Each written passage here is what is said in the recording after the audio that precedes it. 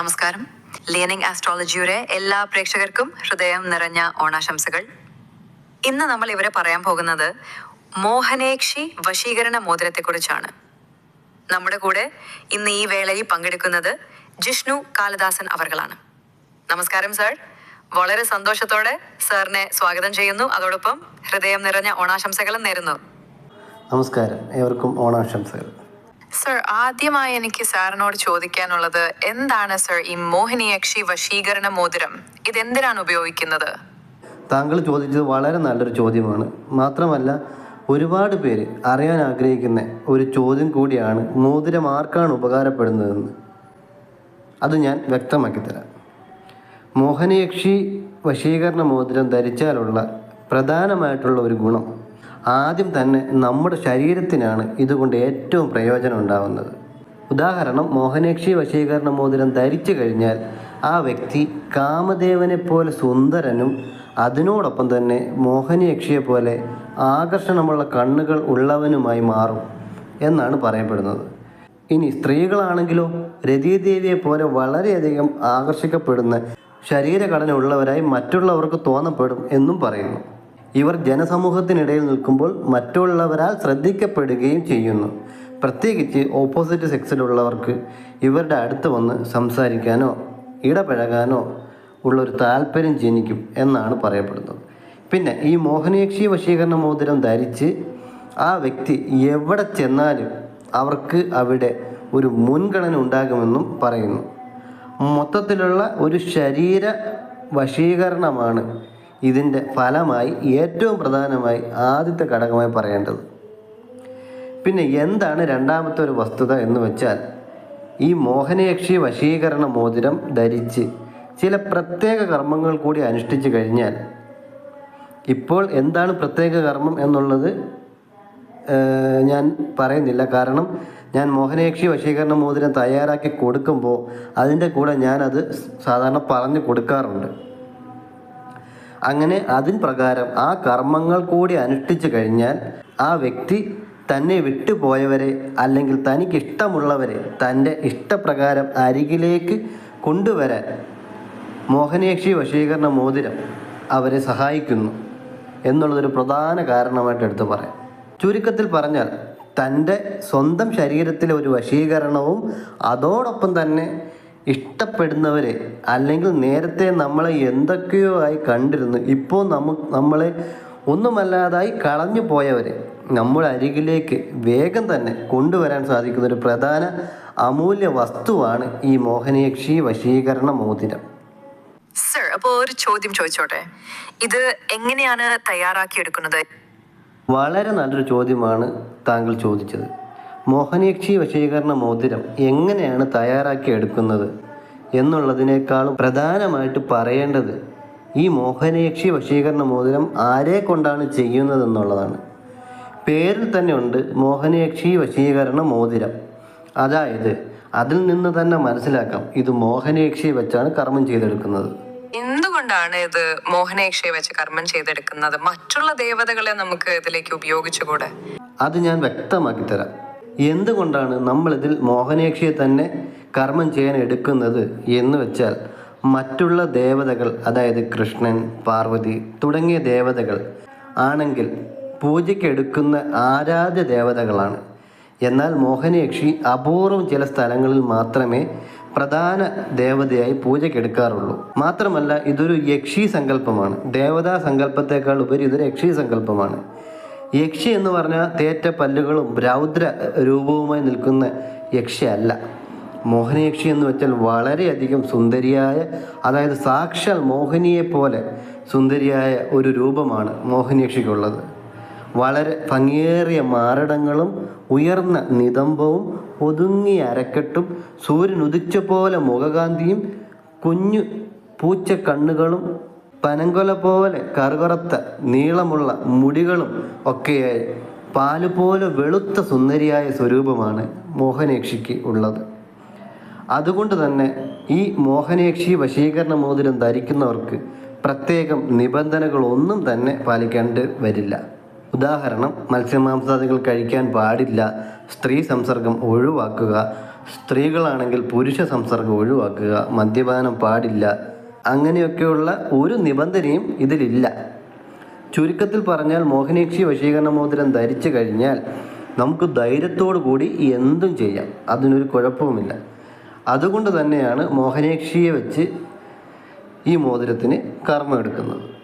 അങ്ങനെയാണെങ്കിൽ ഈ മോതിരം സാറിന് ഓർഡർ നൽകി കഴിഞ്ഞാൽ ഉടനെ നമുക്ക് ലഭിക്കുമോ? അതൊരു പ്രധാനപ്പെട്ട ചോദ്യമാണ്. ഈ മോതിരം നമുക്ക് ഉടനെ തന്നെ ലഭിക്കുന്ന ഒന്നാണ് നമുക്ക് പറയാൻ കഴിയില്ല. കാരണം അത് എന്താണെന്ന് വെച്ചാൽ 7, 21, 41 എന്നീ ദിവസങ്ങൾ കർമ്മം എടുത്താണ് ഈ മോഹിനീക്ഷി വശീകരണ മോതിരം നമ്മൾ ചെയ്യുന്നത്. അത് വ്യക്തമായിട്ട് പറഞ്ഞാൽ 7 ദിവസത്തെ, 21 ദിവസത്തെ, 41 ദിവസത്തെ എന്നീ രീതിയിലാണ് നമുക്കിത് കർമ്മം എടുക്കുന്നത്. സാർ, എന്താണ് ഇങ്ങനെ ദിവസങ്ങളിൽ വ്യത്യാസം വരുന്നത്? ഇങ്ങനെയുള്ള ദിവസ വ്യത്യാസം കൊണ്ട് എന്താണ് ഈ മോതിരത്തിന് മാറ്റം വരിക?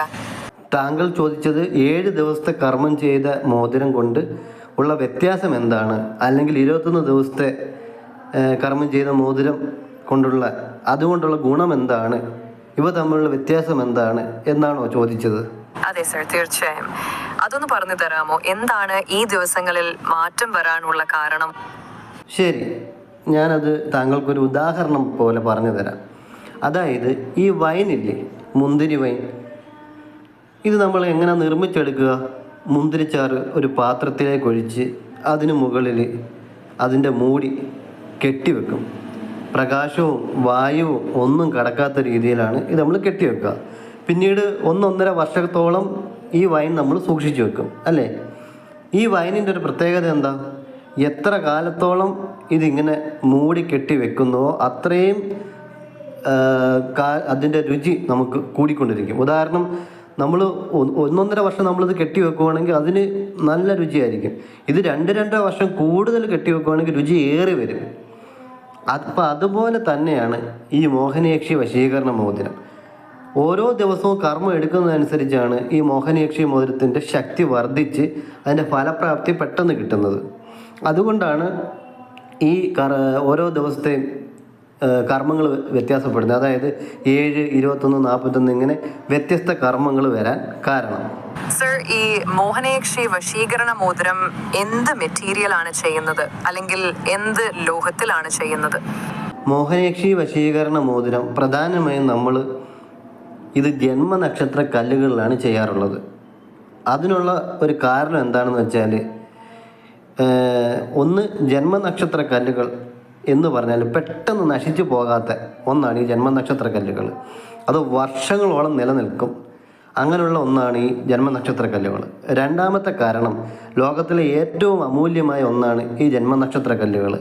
മാത്രമല്ല വളരെ വേഗത്തിൽ അശുദ്ധിയും ആകുന്നില്ല. പിന്നെ ഈ ജന്മനക്ഷത്ര കല്ലുകൾ ഞാൻ പറഞ്ഞല്ലോ, ഇത് മോഹിനീക്ഷിയെ വെച്ചാണ് നമ്മൾ ഈ മോഹിനീക്ഷി വശീകരണ മോതിരത്തിൽ കർമ്മം ചെയ്യുന്നതെന്ന്.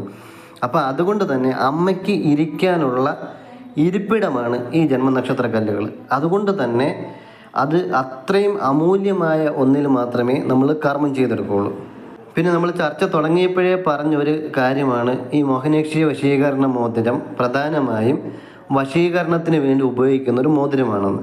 എന്നാൽ ഈ ജന്മനക്ഷത്ര കല്ലുകളിൽ കർമ്മം ചെയ്യുമ്പോൾ വശീകരണത്തിന് പുറമെ ഒരു ഗുണം കൂടി നമുക്ക് കിട്ടും. ഒന്നല്ല, അനേകം ഗുണങ്ങൾ കിട്ടും. അതിൽ പ്രധാനപ്പെട്ട ഒരു ഗുണം അത് മറ്റൊന്നുമല്ല, നമ്മുടെ ഗ്രഹപ്പിഴകളും സമയദോഷങ്ങളും മാറി നമുക്ക് ജാതകത്തിലെ യോഗങ്ങൾക്കെല്ലാം ബലം അല്ലെങ്കിൽ ശക്തി കിട്ടി നമുക്ക് സമ്പൽ സമൃദ്ധിയും സർവ്വ ഐശ്വര്യങ്ങളും അതും കൂടി നമുക്ക് ഈ ജന്മനക്ഷത്ര കല്ലുകളിൽ മോതിരം ചെയ്യുമ്പോൾ ഗുണമായിട്ട് കിട്ടും. അതായത് ഒരേ സമയത്ത് നമുക്ക് വശീകരണ ശക്തിയും ആഗ്രഹ സാഫല്യവും കിട്ടുന്നു, അതിൻ്റെ കൂടെ തന്നെ ഗ്രഹദോഷങ്ങളും മാറി സമ്പൽ സമൃദ്ധിയും സർവ്വ ഐശ്വര്യങ്ങളും കിട്ടുന്നു. അതുകൊണ്ടാണ് ഈ മോഹിനീക്ഷി വശീകരണ മോതിരത്തെ നമ്മൾ അമൂല്യ വസ്തു എന്ന് ഞാൻ വിളിക്കാൻ കാരണം.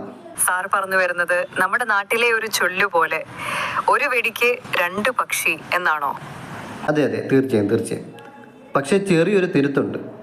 2 പക്ഷി എന്നല്ല, ഇത് ധരിച്ചു കഴിഞ്ഞാൽ അനേകം ഗുണങ്ങൾ നിങ്ങളുടെ ഭാവിയിലുണ്ടാവും. അനേകം ഗുണങ്ങൾ നിങ്ങളുടെ ഭാവിയിലുണ്ടാകും. പ്രധാനമായും നമ്മൾ ഇതിൽ നിന്ന് ലഭിക്കുന്ന ഗുണങ്ങൾ എടുത്തു പറയുന്നുണ്ടെങ്കിലും അത് കൂടാതെ ഒരുപാട് ഗുണങ്ങൾ നിങ്ങൾക്ക് ഭാവിയിൽ ലഭിക്കും. സർ, അങ്ങനെയാണെങ്കിൽ ഇത്രയൊക്കെ ഗുണങ്ങൾ ലഭിക്കുമ്പോൾ ഇതിന്റെ വിലയും ഒരുപാട് കൂടുതലായിരിക്കില്ലേ? ഒരിക്കലുമില്ല. എൻ്റെ അടുത്ത് വരുന്ന ഭൂരിഭാഗം ആൾക്കാരും എന്തെങ്കിലും ഒരു കാര്യസാധനത്തിന് വേണ്ടിയായിരിക്കും വരുന്നത്. അവരുടെ ആ കാര്യം എത്രയും വേഗം സാധിച്ചു കൊടുക്കുക എന്നല്ലാതെ അവരിൽ നിന്നും ഭീമമായൊരു തുക കൈക്കലാക്കുക എന്ന ചിന്ത എനിക്കൊരിക്കലുമില്ല. എന്നാൽ ചെറിയൊരു തുക ഈ മോതിരത്തിന് ഞാൻ വാങ്ങാറുണ്ട്, അതില്ലാന്ന് ഞാൻ ഒരിക്കലും പറയില്ല. പക്ഷേ അത് മാന്യമായ രീതിയിലെ ഒരു തുക മാത്രമായിരിക്കും. സാർ, എങ്കിൽ മറ്റൊരു പ്രധാനപ്പെട്ട ചോദ്യം കൂടി ചോദിച്ചിട്ട് നമുക്ക് ഈ വീഡിയോ ഇവിടെ വൈൻഡ് അപ്പ് ചെയ്യാം. ശരി, ചോദിച്ചോളൂ. സർ, എനിക്ക് മോതിരം ഇപ്പോൾ സ്വന്തമാക്കണം എന്ന ആഗ്രഹമുണ്ടെങ്കിൽ ഞാൻ എന്താണ് ചെയ്യേണ്ടത്? അതുപോലെ തന്നെ മറ്റൊരു സംശയം കൂടിയുണ്ട്. എനിക്ക് ഈ മോതിരം സ്വന്തമാക്കണമെന്നുണ്ടെങ്കിൽ ഈ മോതിരം മാത്രമേ എനിക്ക് ലഭിക്കുകയുള്ളൂ, അതോ ഇതിൻ്റെ കൂടെ മറ്റെന്തെങ്കിലും എനിക്ക് തരുമോ? വളരെ വളരെ പ്രധാനപ്പെട്ട ഒരു ചോദ്യം താങ്കൾ ഇപ്പോൾ എന്നോട് ചോദിച്ചത്. അതായത് മോഹനേക്ഷി വശീകരണ മോതിരം എങ്ങനെ നമുക്ക് സ്വന്തമാക്കാൻ കഴിയും, അതോടൊപ്പം തന്നെ ഈ മോതിരം മാത്രമേ ഇതിനോടൊപ്പം ലഭിക്കുകയുള്ളൂ എന്നുള്ളതൊക്കെയാണ് താങ്കളുടെ ഒരു സംശയം. ഇതിനുള്ള ഉത്തരം വളരെ ലളിതമായിട്ട് വ്യക്തമായിട്ട് ഞാൻ പറഞ്ഞുതരാം. മോഹനേക്ഷി വശീകരണ മോതിരം നിങ്ങൾക്ക് സ്വന്തമാക്കണമെങ്കിൽ നമുക്ക് സ്ക്രീനിൽ കാണുന്ന നമ്പറിൽ നിങ്ങൾ വിളിച്ചാൽ മതി. അഥവാ വിളിച്ചിട്ട് കിട്ടിയില്ല എന്നുണ്ടെങ്കിൽ മെസ്സേജ് അയച്ചാലും മതി. അത് ഉടനെ തന്നെ മറുപടി ലഭിക്കും. ഞാൻ എൻ്റെ വാട്സപ്പിൽ എപ്പോഴും ആക്റ്റീവായിരിക്കും.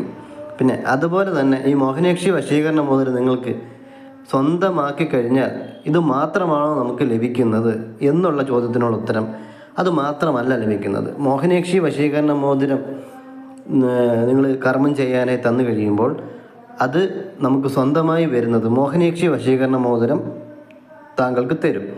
അതിനോടൊപ്പം തന്നെ മോഹനേക്ഷി വശീകരണ കൺമഷിയും മോഹനേക്ഷി വശീകരണ കുങ്കുമവും പിന്നെ ഒരു വശീകരണ പാവ കൂടി തരും. അപ്പം എന്തിനാണ് ഇത്രയും കാര്യങ്ങൾ നമുക്ക് തരുന്നത്, ഇതുകൊണ്ടുള്ള പ്രയോജനം എന്താണെന്ന് നിങ്ങൾക്ക് അറിയണമെങ്കിൽ സ്ക്രീനിൽ കാണുന്ന നമ്പറിൽ ഉടനെ ബന്ധപ്പെട്ടോളൂ.